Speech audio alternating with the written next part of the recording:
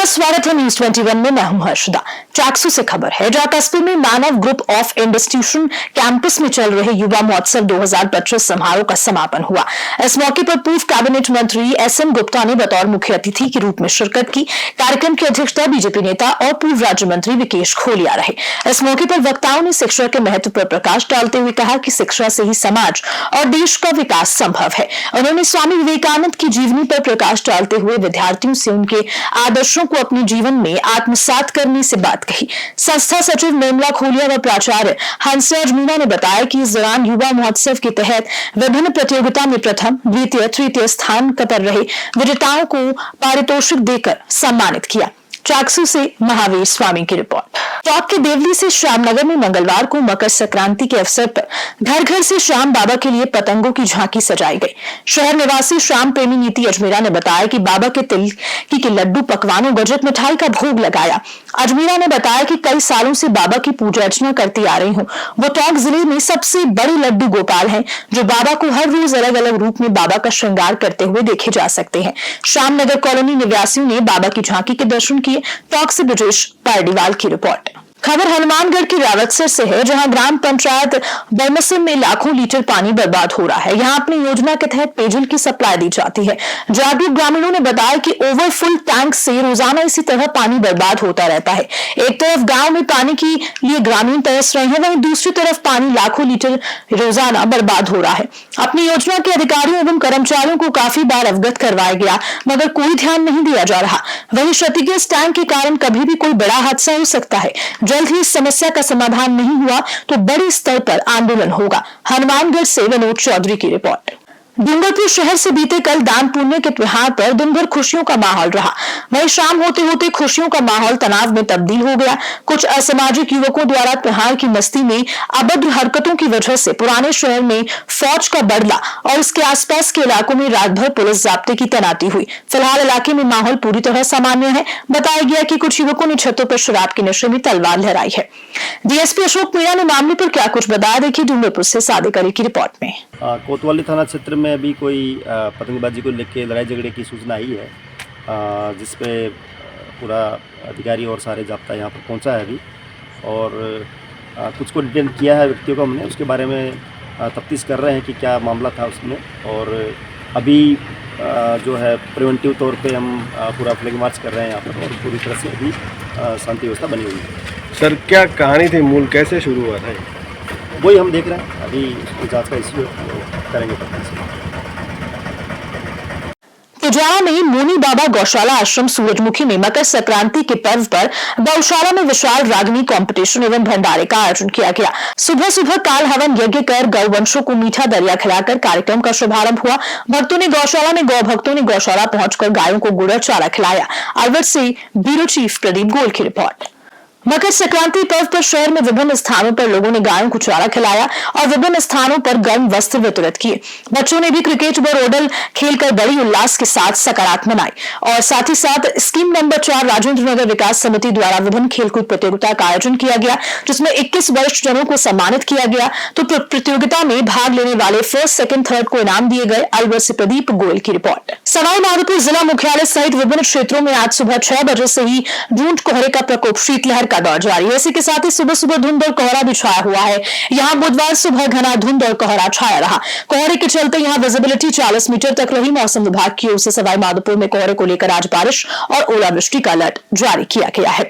फिलहाल यहाँ न्यूनतम तापमान सिंगल तापमान में बना हुआ है। सवाईमाधोपुर से राकेश अग्रवाल की रिपोर्ट। मकर संक्रांति का पर्व हर्षोल्लास से बस्सी में मनाया गया। युवाओं की टोलियां सुबह से ही घर की छतों पर जा पहुंची, जिससे दिन भर आसमान पतंगों से अटा रहा। साथ ही साथ वो काचा वो मारा का शोर भी चलता रहा। इस दौरान युवाओं ने छतों पर स्पीकर और माइक भी लगा रहे थे, जिन पर वो काटा वो मारा का शोर दूर दूर तक सुनाई दे रहा। देर शाम को युवाओं ने लालटेन और साथ ही आपको बता दें कि आसमान पतंगों के रंग में रंगा नजर आया। बस्सी से आरपी मीना की रिपोर्ट। जिला कलेक्टर डॉक्टर मंजू के निर्देश पर स्थानीय नगर पालिका टीम की ओर से चाइनीज मांझे के खिलाफ कार्रवाई की गई।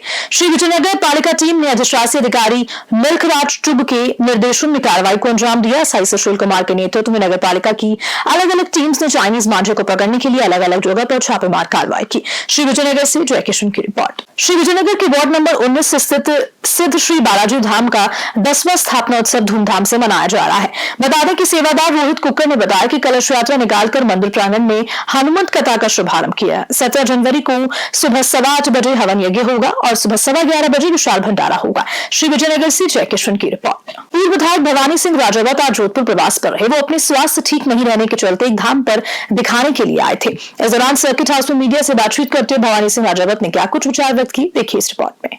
क्या है वो ढार देवी की जो सड़क है और वो सड़क राजा महाराजाओं के टाइम की है और उसका काम मैं कर रहा था लगातार। तो अभी जो डीएफओ था उस डीएफओ ने वो काम रुकवा दिया।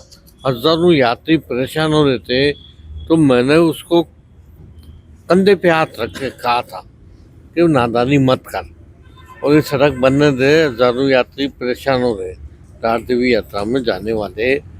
तो उसने वो काम रोक दिया। तो मैंने कंधे पे हाथ रखे केवल उसको नादानी मत कर ये समझाया था और उसने उल्टी रिपोर्ट करा दी मेरे खिलाफ थप्पड़ मारने की, जबकि थप्पड़ मैंने मारी नहीं थी। तो उसको नादानी करने की समझाई थी। उसके बाद फिर हाई कोर्ट में मैंने अपील करने का टाइम मांगा था 1 महीने का और 1 महीने मैंने अपील की हाई कोर्ट में और हाई कोर्ट ने माननीय न्यायाधीश ने वो जमानत स्वीकार कर दी। और ये जनहित के जुड़ा हुआ मामला था और दर्शनार्थियों की यात्रा का मामला था, इसलिए मैंने जनहित में ये मामला उठाया था। उसमें जमानत ली और जनहित में काम किया हाई कोर्ट में। सर 2023 में इस बार आप इतनी बार विधायक रहे हैं, इस बार पार्टी ने आपको टिकट नहीं दिया तो एक बात सामने आई कि आप निर्दलीय चुनाव लड़ने का भी ऐलान किया, फिर वापस से भाजपा में शामिल हुए। नहीं, जनहित में मैंने चुनाव लड़ा और ठीक है कि हो सकता है 60,000 वोट मेरे आते और मैं तो हारता, लेकिन पार्टी नहीं जीत पाती और कांग्रेस जीत जाती। तो इसलिए मैंने नाम वापस ले लिया और ये पब्लिक इंटरेस्ट में काम किया। मैंने लगातार 3 बार मैं विधायक रहा और हाँ सर क्या लगता है आपको बार बार इस, क्योंकि अभी लोकसभा चुनाव से पहले भी ये बात सामने आई कि हाँ। कांग्रेस ने आपसे संपर्क किया, बार बार इस तरह की बात सामने आना, क्या कांग्रेस अप्रोच कर रही है या कोई ऐसी बात उड़ा रहा है? नहीं, ठीक है, कांग्रेस अप्रोच तो करती है, लेकिन मैं पार्टी के हित में ही काम कर रहा हूँ और लगातार पार्टी के हित में काम किया। 3 बार विधायक रहा हूँ और हो सकता है लोकसभा में भी कांग्रेस ने प्रयास किया, लेकिन मैं पार्टी के हित में काम करता हूँ, पार्टी के लिए लड़ता हूँ। आजकल जो है कर्मचारी किस तरह से देखते हैं, कर्मचारी जो काम नहीं करते हैं और फिर बाद में इस तरह के केस आ जाते हैं, क्या कहेंगे इसके ऊपर? ठीक है, कर्मचारी तो जो है आज भी ब्यूरोक्रेसी हावी है पूरी तरह।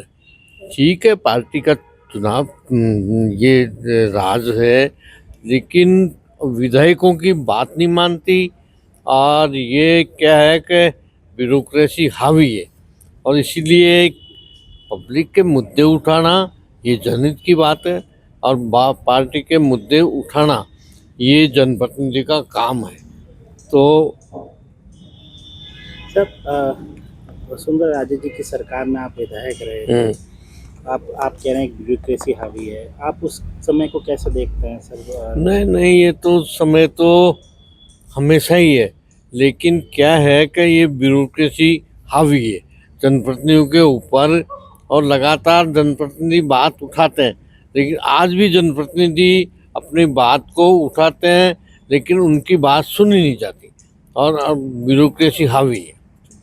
नरेश मीणा कांड को कैसे देखते हैं सर? नरेश मीणा ने अच्छा किया। नरेश मीणा ने कह रहा हूँ कि 2-4 और झापट मारता ना तो भी अच्छा था। उसकी बात नहीं मानी जाए या ठीक है, जनप्रतिनिधि होने वाला था, ठीक है, हुआ नहीं, लेकिन उसकी आवाज़ में दम था और इसलिए उसकी बात को सुना जाता और समझा जाता, अच्छी बात थी। रायसिंह नगर में 100 फुट रोड पर राशन डिपो संचालक की मनमर्जी करने का मामला सामने आया था।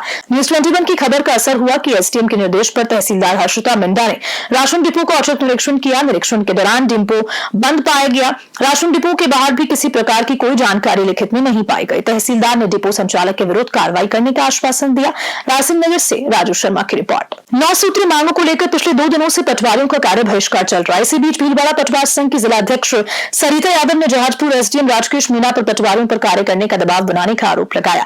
पटवार संघ जिलाध्यक्ष सरिता यादव ने इस बारे में क्या कुछ कार्य किए, जहाजपुर से आजाद नेब की रिपोर्ट में। सरिता यादव कल जहाजपुर तहसील से कई साथियों द्वारा आह्वान पर मैं आज पूरे जिले को लेकर यहाँ उपस्थित हुई हूँ। श्रीमान एजेंट साहब के द्वारा हमारे कुछ अधिकारियों द्वारा हमारे कुछ साथियों को जहाजपुर साथियों को बिना वजह रात के 10 बजे तक यहाँ पर रोक के रखा। महिला पटवारियों को भी रोक कर रखा गया है, जबकि संपूर्ण बहिष्कार किया जा रहा है। उसके बावजूद भी यहाँ पर अधिकारियों द्वारा रोका जा रहा है और एक एक को बुलाकर कार्य करवाया जा रहा है। इस वजह से आज समस्त कार्यकारिणी जिला भीलवाड़ा की यहाँ पर उपस्थित हुई है और इस धरने में शामिल हुई है। आगामी भी यही धरना चलता रहेगा।